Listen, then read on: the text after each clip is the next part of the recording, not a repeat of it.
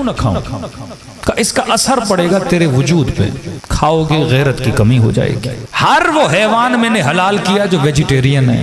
بکری سبزی کھاتی ہے، اس کی معصومیت دیکھو۔ بھینس سبزی کھاتی ہے، اس کی معصومیت دیکھو۔ شیر درندہ کیوں ہے؟ کیونکہ گوشت کھاتا ہے نا۔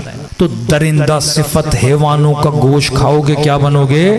درندہ بنو گے۔ ویجیٹیرین حیوانوں کا گوشت کھاؤ گے تو وہ درندگی تیرے اندر نہیں آئے گی جو ان کے اندر ہے۔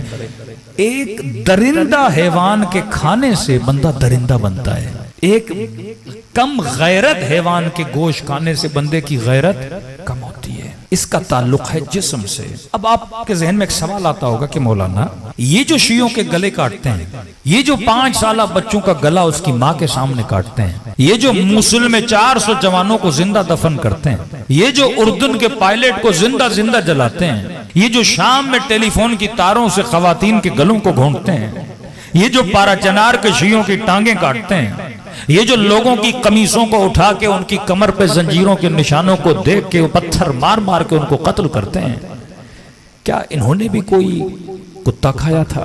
انہوں نے بھی کوئی درندہ حیوان کھایا تھا؟ یہ تو مسلمان ہے نا، کلمہ پڑھیں محمد کا، نماز بھی پڑھیں، قرآن بھی پڑھیں، روزے بھی رکھیں، ماتھوں پہ سجدوں کے نشان بھی ہوں، کھانا بھی ان کا حلال ہے۔ بکری کھائیں، بھینس کھائیں، وہ جو اللہ نے حلال کیا، پھر ان کے وجود میں اتنی درندگی کیوں ہے؟ درندہ حیوان کھانے سے بھی بندہ درندہ بنتا ہے، اور درندہ صفت لوگوں کو ماننے سے بھی بندہ درندہ بنتا ہے۔ جس کا امام یزید بن جائے،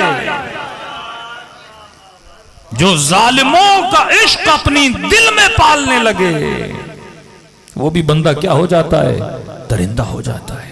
تبھی کہا کہ امام معصوم ہوتا ہے، معصوم کو مانو گے تیرے اندر معصومیت پیدا ہوگی، سخی کو مانو گے تیرے اندر سخاوت۔ وہ نعمت اہل بیت نے آپ کے اوپر اتاری ہے جس کا آپ تصور نہیں کر سکتے۔ اب میں دلیل دیتا ہوں، برملا ایک دلیل دیتا ہوں۔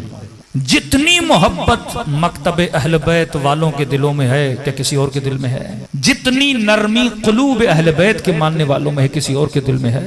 ایک انسیڈنٹ دکھاؤ جس میں شیعوں نے ظلم کیا ہو، قتل کیا ہو، غارت کی ہو، گلے کاٹے ہوں، نہیں ملے گا۔ اصلاً سب کو چھوڑ دو، شیعوں کی مجلسوں کو دیکھو۔ شیعہ جب سبیل لگاتے نا، یہ نہیں دیکھتے پانی پینے والا کون ہے۔ اتنی محبت کسی مکتب میں، کہتے ہیں آتا جا پانی پیتا جا، میرے حسین کو سلام کرتا جا۔ یہ علی اور آل علی کو ماننے کے اثرات ہیں۔ شیعہ جب لنگر بناتا ہے، کبھی لکھا کہ اس لنگر کو صرف شیعہ کھائیں گے، کہ ہندو بھی آ حسین کے نام پہ کھا، کوئی بھی ہے آ جا۔ شیعہ امام بارگاہ میں، شیعہ مسجد میں، واللہ بتاؤ کون سا مسلمان ہے جو آتے ہوئے ڈرتا ہو؟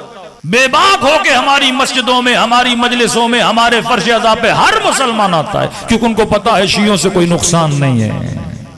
شیعہ محبت کرنے والا ہے، شیعہ دعوت دینے والا ہے، شیعہ سفرے بچھا کے کھلانے والا ہے۔ لیکن خدا کی قسم، بندہ اگر ان کی مسجد میں جاتا ہے نا، 100 بار سوچتا ہے، اللہ کو سجدہ کرنے جاتا ہے، لیکن کہتا ہے نہیں، شمر صفت ہیں، یزید صفت ہیں، کہیں پہ کوئی نقصان نہ دیں۔ مجھے آسٹریلیا سے ایک جوان نے، پارا چنار کا انسیڈنٹ ہوا، کہتے ہیں ہائی کمشنر آف پاکستان کے باہر ہم احتجاج کر رہے تھے مولانا، کہہ رہے نماز کا وقت ہوا، میں احتجاج سے نکلا، ایک مسجد تھی۔ اب آسٹریلیا کا مطلب مسجد ہے، کوئی کسی کی مسجد میں جاتا ہے، یہاں نہیں سدھرا تو کہتے ہیں انگریزوں کے ماحول میں جا کے بندہ سدھر جاتے ہیں یہ لوگ۔ کہتے ہیں وہاں جا کے میں نے نماز پڑھی، کہتے مولانا کوئی 17 18 18 نمازیوں نے میرے اوپر حملہ کیا آسٹریلیا میں۔ اس مومن کی یہاں سے آنکھ، کہہ رہے میری سرجری ہے، اتنا بڑا کیس ہوا کہ شاید وہ جو رگیں ہیں جو پوری باڈی کو کنٹرول کرتی ہیں، کہتی مولانا شاید وہ میری ڈیمیج ہو گئی، اتنا انہوں نے مجھے مارا۔ تو بندہ جو مطلب وہاں جا کے بھی یہ لوگ نہیں سدھرے، یہ کس کے ماننے والے ہیں؟ آپ جسے مانتے ہو اس کی صفات آپ کے وجود میں کیا رکھتی ہیں؟ اثر رکھتی ہیں۔ شکر خدا کرو کہ تیرے دل میں حسین کی محبت ہے۔ 2 اسلام کے ورژن ہیں، ایک ورژن جو علی نے بتایا، ایک ورژن جو بنی امیہ نے بتایا۔ علی رات کے اندھیروں میں یتیم پروری کیا کرتے تھے، جو اپنے قاتل کو بھی شربت پلائے۔ ہر راستہ روکنے آیا تھا، لیکن حسین نے اپنا پورا پانی ہر کے لشکر والوں کو کیا کیا؟ پلا دیا۔ یہ وہ مکتب ہے جہاں پہ تجھے کرم نظر آتا ہے۔ بہن کے خیمے میں آئے، فرمائے بہن زینب مجھے وہ کرتا دو جو اماں زہرا نے سیا تھا۔